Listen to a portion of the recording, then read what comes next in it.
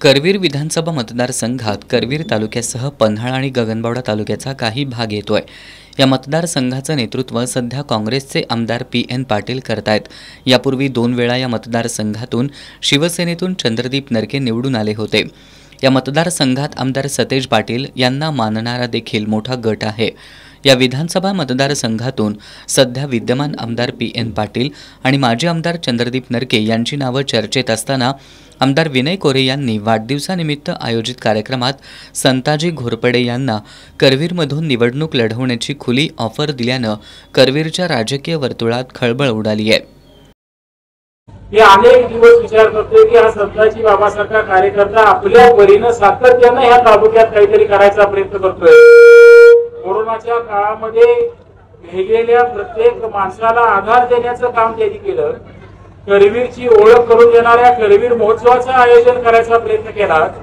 आज राम मंदिराचा आनंद उत्सव साजरा करण्याचा हा कार्यक्रम आपल्या सगळ्यांच्या समोर घेऊन येण्याचं काम हा कार्यकर्ता करतोय।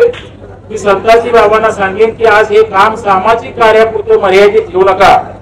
खरोखर करवीरवाल्यांची जर इच्छा असेल तर आमच्या रणांगणात सुद्धा तुम्ही यायला हरकत नाही। आता या वाढदिवसाच्या दिवशी आज या एका चांगल्या कार्यक्रमाच्या निमित्तानं ह्या कार्यक्रमात सहभागी होत असताना मी तुम्हाला या ठिकाणी आमंत्रित करतोय। पन्हाळा आणि गगनबावडा तुम्हाला माहिती आहे जीवाभावानं जपलेली अनेक काळाची पिढी खर तर त्या ठिकाणी आहे। करवीर मधल्या कार्यकर्त्यांच्या भावना काय आहेत बघा। मला जे आज डोळ्यासमोर दिसतंय की एक विचित्र वातावरण आज करवीर तालुक्यात निर्माण झाल्याचं काय। सगळेच पुढारी व्यासपीठावर आहेत, एस.के. साहेब आहेत, आमचे एकनाथ पाटील आहेत, सगळ्यांना आवडेल असं मला वाटत नाही।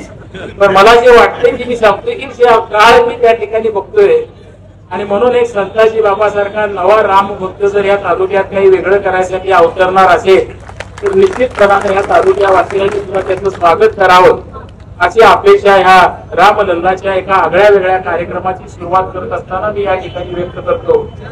संताजी बाबा घोरपडे हे व्हिजन चॅरिटेबल ट्रस्टच्या माध्यमातून गेली 5-6 वर्ष सामाजिक उपक्रम राबवतायत। कोरोना काळात त्यांनी ट्रस्टच्या माध्यमातून कोरोना सेंटर उभारून आपल्या सामाजिक कामाला सुरुवात केली होती। गेल्या 2-2.5 वर्षांपासून करवीर विधानसभा मतदारसंघात संपर्क कार्यालय उभारून त्यांनी ट्रस्टच्या माध्यमातून अनेक उपक्रम सुरू ठेवलेत।